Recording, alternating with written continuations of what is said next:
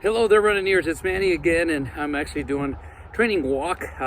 It's been 2 weeks since the expo, and less than 2 weeks in the run, but I had a little bit of a bum knee, so I'm actually now doing some power walking as I get my knee better, and it is getting better. So I'll be able to run this weekend. So I will be there again this January, seeing you guys, which is awesome meeting you guys. Anyways, so I have actually been looking a lot at social media and listening to people and everything, and there's just a lot of stuff out there that's kind of misguided, misleading. So I wanted to do a video, and I thought to myself, this is a good one. 5 things that you should be preparing for if you're doing the January run. So without further ado, let's get to it. So the first thing is going to be practicing getting up early. If this is your first time doing a Disney run, you're definitely in for a rude awakening. Runs start at about 5 a.m. and that doesn't mean you're going to start at 5 a.m. You can start all the way to almost 6, depending on what corral and what wave you're in. So if the temperature is a little off, they might start you a little bit faster.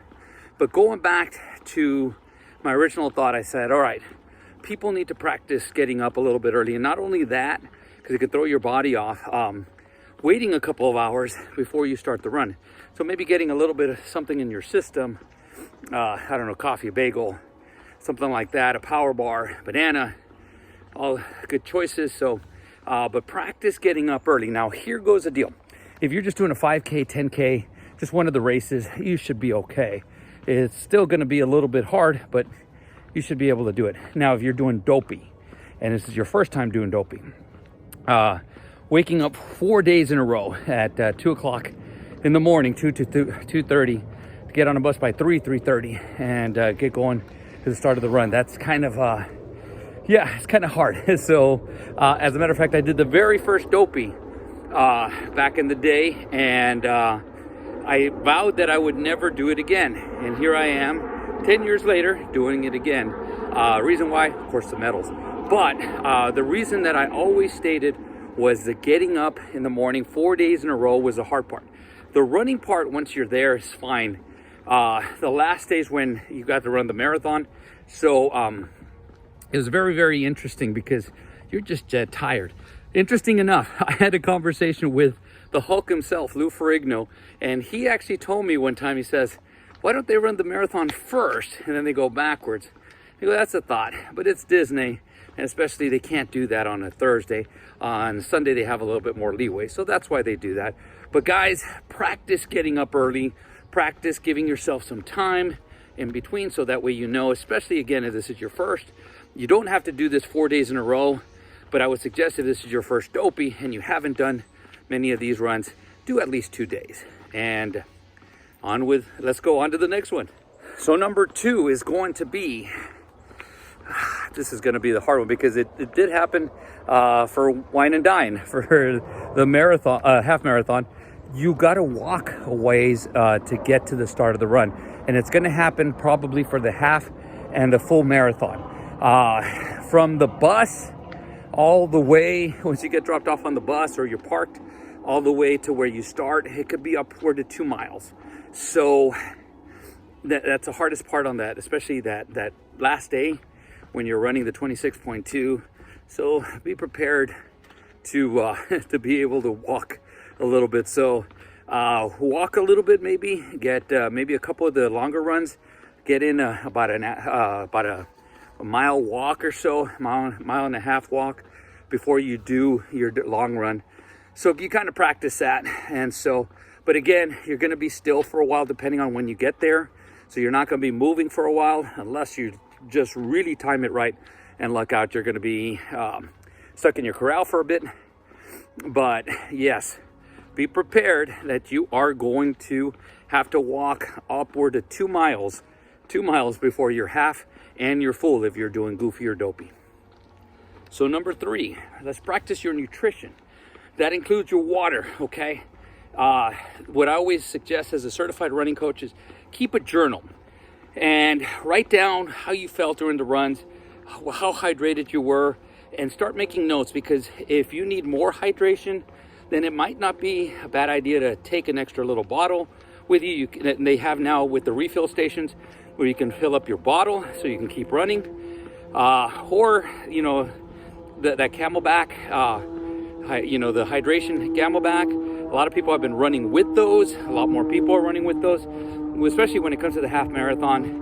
And I'm about to talk about something that you guys gotta be prepared for. So that's something that you gotta be prepared for. Be prepared also that on the course, they may not have exactly what you guys practice. If you carry a bar or something like that, they're gonna have something else. I've done this before, and I've said this before. I made the mistake. It was actually my very first dopey, where I was running the marathon, and they handed me a chocolate bar. And I took it. It's a small bar. I took it, and I ate it. Within a mile, I had an upset stomach. And I had not practiced that, and it was not good. So I had to slow down for a while, and so it wasn't the funnest thing. So practice your nutrition. Keep notes on your water to see if you need more, because it may not be sufficient. Now, Disney does a good job of adding more water stations if you need them. So, and then adding more bananas or something like that, whatever it needs to be done, and they'll hand them to you. So Disney will do their part. It's time for you guys to do yours. All right, so that is number 3. And number 4, and this one I could have started with, but this is going to be a really, really, really important one. And this is where I see a lot of the misled information, because we don't know. What is the temperature going to be like the day of the run? We don't know. It's a crapshoot. If you ever see me like this, like I'm flipping a coin, it's 50-50. I don't know what it's going to be. I've run it when it's super, super cold. I've run it when it's super, super hot. Last year, it was actually cool for the half marathon, and it was cool for the 10K and the 5K. Then all of a sudden, it really warmed up for the marathon, so we got started faster. So guys, we don't know. Prepare for anything. Take warm clothes, take layered clothes. Now, unless we really, really know, especially when it comes to cold, if it's going to be cold, but I would still, that's going to be a good problem to have. If you know that it's going to be cold and you take more cold stuff and then it becomes warmer, at least you have it there. So guys, prepare for anything. I don't know what it's going to be like, and coming closer to the date, we'll find out more. But I have done Disney races where the day before it says it's going to be hot and it was cold. That was last year's Wine and Dine. Again, I don't know, and we're not weather people. People have been posting stuff, and again, I don't know. I just say prepare for anything. If you believe it's going to be warmer and wherever you are it's cold, I would recommend doing a inside run on a treadmill where it's a little bit warmer. Hey, you don't have to go a full 10, 15, 20 miles. You can do just a few miles, so that way your body can get used to, especially if you feel like you need to get adjusted to warmer weather. But guys, that's one thing that I know nobody can predict 100% accurate is what the temperature is going to be like that morning. Keep your eye out, especially starting about 10 days before. Start looking at the weather channels. I know I'll let you guys know what I think is going to happen, or what is being said is going to happen. But I don't know. At this moment in time, it's still right now cool in the evenings, and it's a little warm during the day over there. It could stay that way, or again, there could be a dramatic change. So guys, just prepare for anything. Guys, and number 5 is one that's kind of under the radar, is the best way of saying it. So guys, a lot of you guys go do these runs because you want to take pictures with the characters. What characters are out there?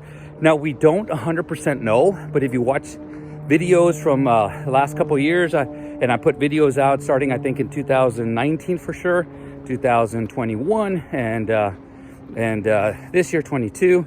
And guys, it's hard to, actually, skip 21, so let's, anyways. So it's hard to tell where the characters are going to be.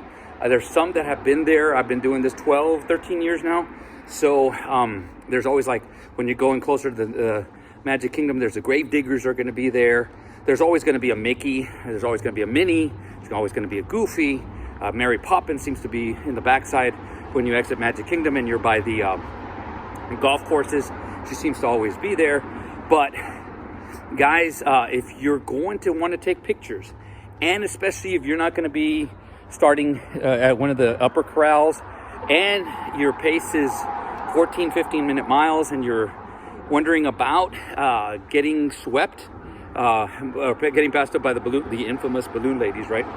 So if you're worried about any of these, what I would suggest when you do your training runs, do a sprint intervals. Sprint intervals every once in a while are fine. They're going to help you get faster anyways, and you're practicing them.